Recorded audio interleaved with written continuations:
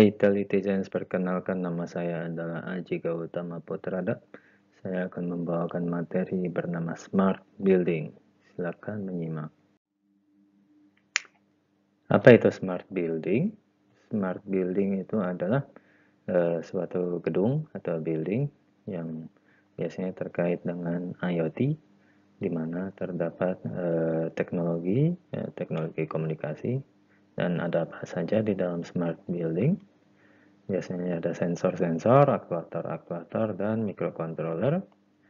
Nah, kemudian dia bisa digunakan untuk mengumpulkan dan menampilkan informasi.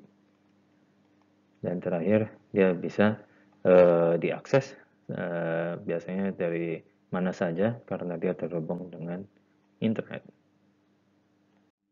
Di dalam gambar ini Anda bisa melihat suatu contoh penerapan dari smart building. Jadi karena building itu biasanya multifungsi dan di dalamnya terdapat berbagai macam peran. Nah, di dalam smart building biasanya tergabung dari beberapa fungsi IoT sekaligus. Contohnya adalah smart lighting atau pencahayaan cerdas. Kemudian ada HVAC control yang biasanya terkait dengan AC atau air conditioner. Kemudian ada smart security yang biasanya terhubung dengan CCTV dan sebagainya.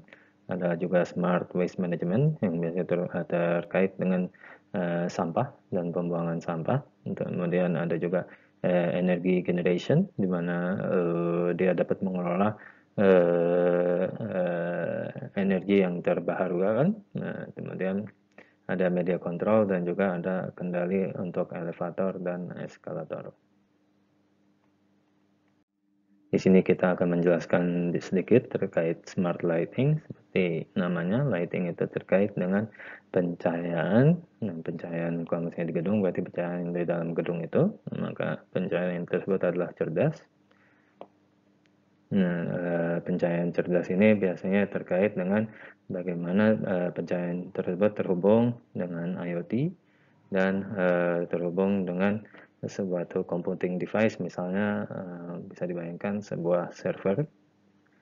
Nah, kemudian pencahayaan itu menyediakan layanan di mana kendali yang tepat untuk pencahayaan itu diperlukan, artinya dia mengendalikan cahaya itu redup atau terang. Nah, tentu saja dengan mengendalikan lampu itu yang bisa didapatkan dari pencahayaan cerdas adalah pencahayaan yang hemat energi. Kalau misalnya pencahayaan tersebut hemat energi, maka pencahayaan tersebut juga hemat listrik. Kalau misalnya pencahayaan tersebut hemat listrik, maka dapat menekan biaya pengeluaran. Nah, kemudian untuk mencapai target-target dan standar-standar pencahayaan yang diperlukan. Jadi kalau dalam suatu gedung itu terdapat standar pencahayaan, satuan pencahayaan itu biasanya adalah lux. Nah, jadi dengan mengendalikan cahaya, kita dapat mengatur mutu dari cahaya di dalam suatu ruangan sehingga mencapai standar. Standar pencahayaan itu sendiri gunanya adalah untuk peningkatan produktivitas kerja. Jadi kalau misalnya cahaya kurang, biasanya dikaitkan dengan produktivitas kerja yang juga menurun. Jadi kita harus menjaga cahaya itu terang agar produktivitas kerja dapat terjaga. Kalau misalnya Anda tadi membaca HVAC itu singkatan dari heating, ventilation, dan air conditioning. Nah, kalau misalnya Indonesia itu negara tropis, nah biasanya panas, maka biasanya heating itu tidak ada. Kalau misalnya di Indonesia, maka kita lebih familiar dengan air conditioning. Jadi kalau misalnya smart HVAC itu adalah mengendalikan suhu di dalam gedung. Nah, HVAC controlling system itu adalah untuk mengatur suhu di dalam gedung. Nah, gimana cara mengaturnya? Tentu saja untuk mengatur suhu kita perlu mengetahui berapa suhu di dalam ruangan. Maka kita memerlukan sensor-sensor yang dapat mengukur suhu. Selain suhu, biasanya juga kelembaban juga diukur atau humidity. Nah, jika suhu sudah dapat diukur, maka kita dapat mengendalikan suhu sesuai dengan apa yang kita butuhkan. Misalnya kendali itu bisa bersifat menyalakan AC supaya lebih dingin, atau kalau misalnya sudah terlalu dingin maka bisa juga untuk mematikan AC. Nah, kemudian smart security. Nah, smart security, di sini security yang dimaksud adalah security apa? Security di sini maksudnya adalah keamanan, keamanan gedung, ya. Jadi bukan cyber security. Jadi apa namanya? Dengan smart building kita juga dapat mengatur keamanan gedung, apa saja keamanan yang perlu dijaga dalam gedung. Jadi kalau misalnya definisi resminya itu menyatakan bahwa smart security itu terdiri dari komponen hardware dan juga komponen software. Ya, komponen hardware-nya itu apa saja? Komponen hardware yang diatur adalah kunci, seperti di sini. Kemudian deteksi pergerakan seperti ini. Nah, kemudian security kamera atau familiarnya adalah CCTV. Maka fungsi-fungsi yang didapatkan dari hardware-hardware tersebut adalah dapat memonitoring pergerakan melalui sensor pergerakan. Jadi kalau misalnya ada maling gitu, kita sudah mengaktifkan sensor pergerakannya, maka maling tersebut dapat dideteksi dan pendeteksian tersebut dapat dikirimkan ke smartphone kita karena IoT.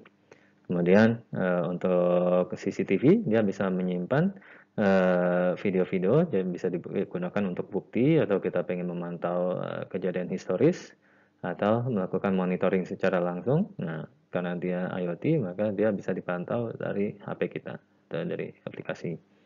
Kemudian kunci tadi dia bisa melakukan administrasi kunci. Jadi kita biasanya bisa mengatur apa namanya siapa yang boleh masuk. Nah, biasanya bisa menggunakan fingerprint atau bisa menggunakan kode. Nah, kalau misalnya menggunakan kode berarti setiap orang diberikan kode yang berbeda atau bisa menggunakan kode bersama.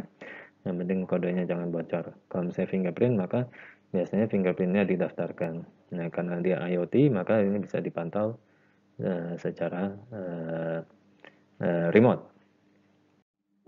Nah, kemudian kalau misalnya sebelumnya di gambar yang pertama tadi kita perhatikan ada pengelolaan energi, yaitu renewable energy. Nah, ini ada suatu istilah yaitu NZ. NZ itu adalah singkatan dari Net Zero Energy Building. Nah, apa artinya Net Zero Energy Building? Artinya adalah energi yang dikonsumsi itu sama dengan energi yang dihasilkan. Maka gedung seperti ini dia bisa menghasilkan energi. Energi yang dihasilkan itu cukup untuk dikonsumsi oleh dirinya sendiri. Jadi dia tidak mengeluarkan konsumsi energi dan tidak melakukan pemborosan.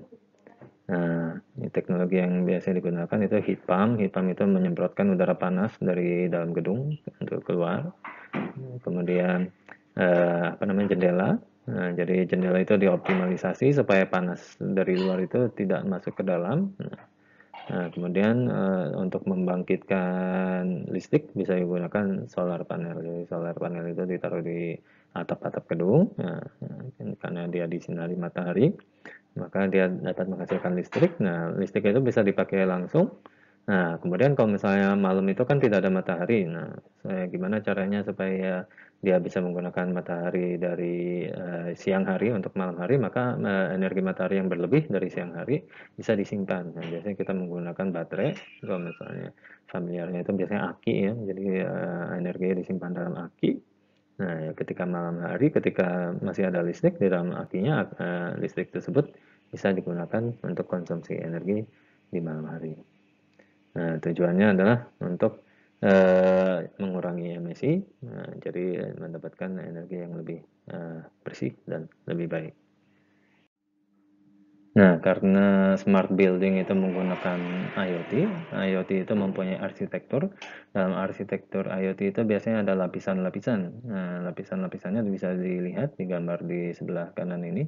Ada beberapa lapisan. Nah, lapisan yang paling bawah adalah lapisan sensing. Ini adalah yang paling dekat dengan device-device yang ada di dalam suatu gedung. Nah, lapisan sensing ini di atasnya adalah lapisan jaringan atau network layer. Network layer ini terhubung dengan middleware layer. Nah, middleware layer ini terhubung dengan lapisan yang lebih tinggi, yaitu 3 lapisan di atas ini, yang terdiri dari context and semantic discovery layer, context processing and reasoning layer, dan yang paling atas yang berhubungan langsung dengan manusia adalah application layer. Nah, selanjutnya kita akan menjelaskan layer ini satu-satu dengan lebih detail. Nah, sensing layer seperti namanya sensing itu berarti bahasa Indonesia adalah mengindra, berarti dia bisa mengindra keadaan-keadaan environment yang ada di dalam gedung. Nah, jadi input sensor itu bisa digunakan untuk beberapa hal. Nah, di antaranya adalah memonitor keadaan-keadaan di dalam ruangan. Nah, nanti ini akan dijelaskan lebih rinci lagi keadaan apa saja yang bisa disensor, bisa disensing. Nah, selain keadaan di dalam ruangan, dia juga bisa mengumpulkan informasi tentang orang-orangnya. Nah, jadi mengumpulkan data tentang orang. Nah, selain itu, selain orang dan ini lingkungan, dia juga bisa mendeteksi anomali yang terjadi di lingkungan. Nah, selain sensing layer itu, selain sensor, juga terdiri dari aktuator. Kalau misalnya manusia itu mempunyai sensor dan motor, sensor itu untuk menerima rangsangan, motor itu untuk menanggapi rangsangan, maka aktuator itu adalah lawannya sensor. Nah, dengan mengaktuasi itu kita bisa menghemat energi, mengurangi konsumsi air, dan hal-hal lainnya di dalam gedung. Nah, jadi tadi sensing itu terjadi di environment, terjadi di lingkungan. Sedangkan orang itu bisa saja ada di environment dan bisa saja tidak berada di environment. Karena ini adalah lingkungan IoT, maka sensing itu harus dilempar dulu ke jaringan internet agar bisa diakses oleh manusia. Begitu sudah ada di jaringan internet, manusia itu bisa berada di mana saja. Nah, supaya dia bisa terhubung dengan jaringan internet, maka lapisan di atas sensing adalah lapisan jaringan. Jaringan di sini tentu saja adalah jaringan komputer. Nah, jaringan komputer. Nah, jaringan komputer ini adalah penghubung terdiri dari bisa misalnya apa namanya? Bisa WiFi atau bisa jaringan kabel atau bisa jaringan-jaringan lain. Jaringannya juga biasanya terdiri dari skala yang kecil, bisa skala personal atau personal area network, bisa juga skala lokal, local area network, bisa juga wide area network, dan bisa juga jaringan yang berskala luas, biasanya namanya adalah metropolitan area network atau MAN.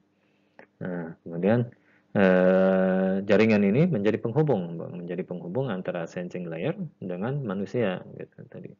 Jadi network layer ini perannya penting.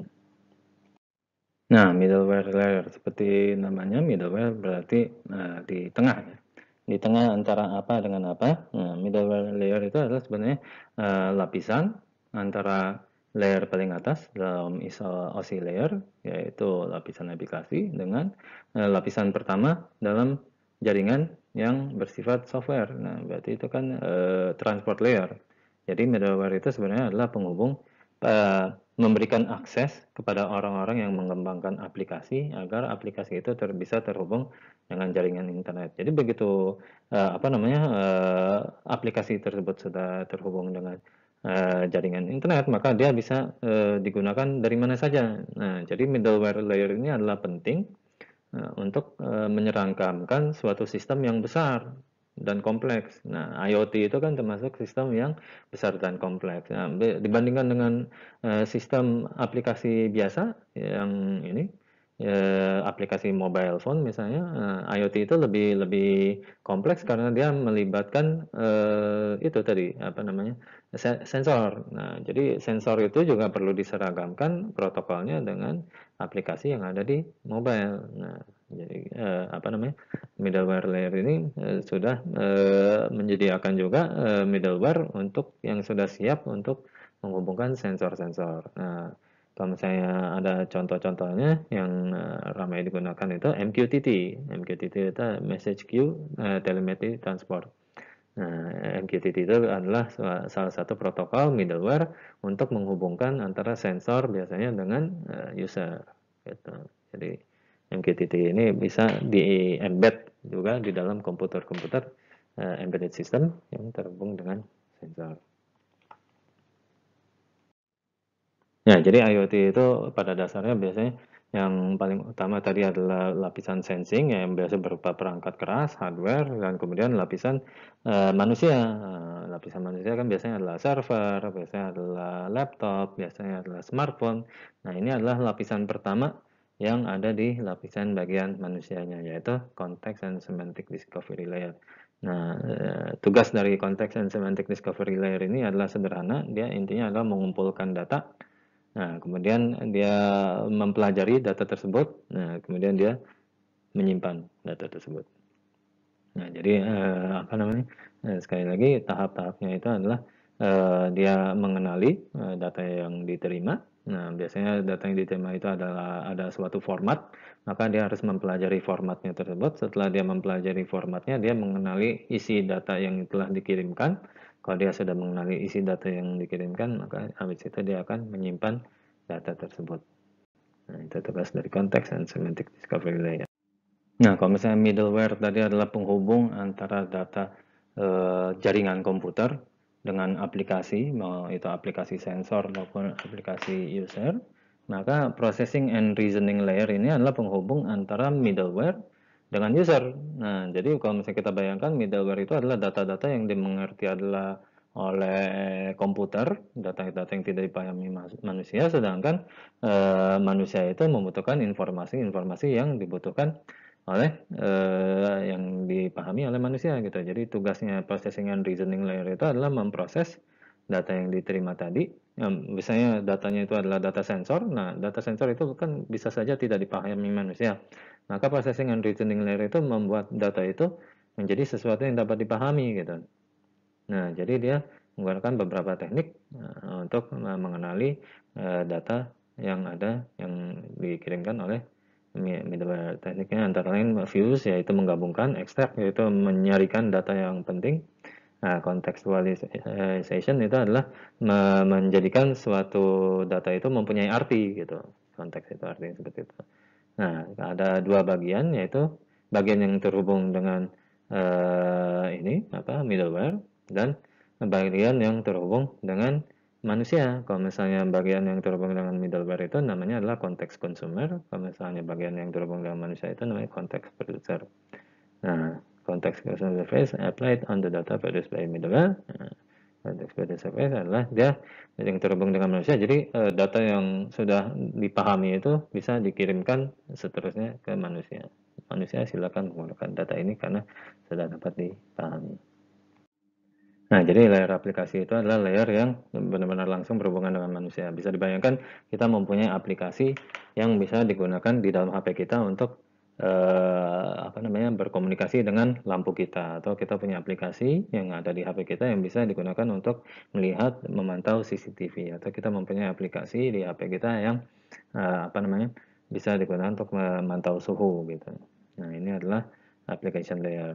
Nah, application layer juga kalau misalnya di gedung itu bisa berupa control panel. Nah, control panel itu adalah suatu monitor, biasanya monitor kecil yang kalau misalnya di pabrik itu ada di misalnya di dekat alat-alat pabrik itu. Nah, misalnya kita harus melakukan konfigurasi terhadap alat-alat pabrik, misalnya suhunya harus diatur dan segala macam. Nah, itu bisa melalui control panel. Nah, control panel ini berarti harus ada banyak dan harus tersebar di seluruh pabrik. Kalau misalnya suatu gedung itu apa namanya terdiri dari beberapa lantai sekaligus, maka di setiap lantai itu harus ada control panel. Nah, operasinya contohnya adalah dia bisa digunakan untuk membuka jendela atau membuka pintu, atau dia bisa digunakan untuk mengatur AC gitu, atau bisa digunakan untuk mengatur korden gitu. Korden itu juga ada yang pintar, jadi kita bisa mengendalikan korden. Nah, kontrol panel itu harus ada di tembok-tembok. Nah, biasanya dibayangkan bentuknya adalah tablet gitu. Nah, itu bisa digunakan untuk melakukan konfigurasi-konfigurasi yang diperlukan di dalam gedung. Selain bisa dioperasikan dari HP kita masing-masing.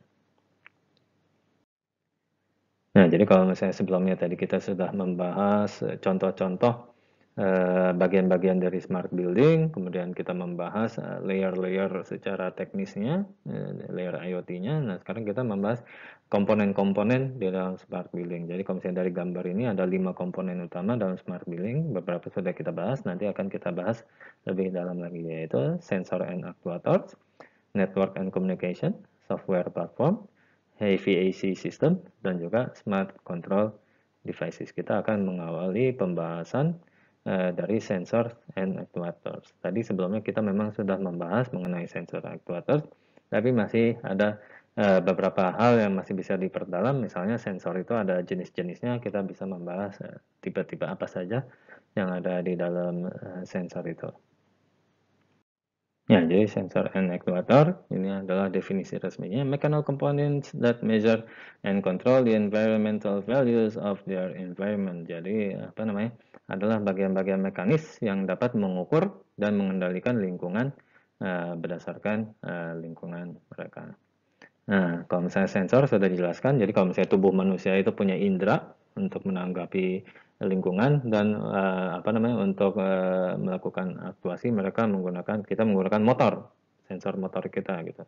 Misalnya menggerakkan tangan dan lain-lain. Nah, jadi kalau misalnya di mesin, sensor itu adalah untuk mengumpulkan data dari lingkungan, aktuator itu adalah untuk mempengaruhi lingkungan gitu. Sensor collect information from. Nah, contohnya IR sensor, IR itu singkatan dari infrared sensor. Nah, bisa digunakan untuk mendeteksi kehadiran orang. Kalau misalnya sebaliknya, aktuator adalah untuk mengolah sinyal kendali menjadi kendali beneran. Jadi misalnya lampu misalnya, lampu itu saklar itu on dan off. On dan off di saklar itu adalah sinyal kendali. Lampunya mati dan nyala beneran itu adalah aktuasi dari sinyal kendali tersebut. Misalnya light activator kan switch lights on and off. Nah, sensor itu bisa dibagi lagi menjadi dua, yaitu environmental sensor, yaitu sensor yang mengukur lingkungan, gitu. Jadi misalnya nanti dibahas misalnya suhu, gitu. Suhu adalah sensor lingkungan. Nah, kemudian salah satu tipe sensor yang kedua adalah wearable. Kalau misalnya environmental itu mengukur lingkungan, kalau wearable itu artinya bisa dipakai, adalah sensor yang mengukur sesuatu yang ada di tubuh manusia. Jadi misalnya nanti juga akan dibahas pergerakan contohnya. Ya, tadi kita sudah membahas definisi dari environmental sensor, kita mau ngasih contoh-contohnya. Jadi apa aja sih yang dikategorikan sebagai environmental sensor? Nah, tadi ini juga sudah dibahas, IR sensor, infrared sensor itu bisa mendeteksi kehadiran orang atau pergerakan orang. Jadi orang kalau misalnya bergerak, itu bisa dideteksi. Ya, logikanya itu, infrared itu kalau misalnya di film-film itu kan biasanya digunakan night vision gitu. Kita bisa membayangkan kalau ada orang itu ada suhu tubuhnya, maka dia akan merah-merah.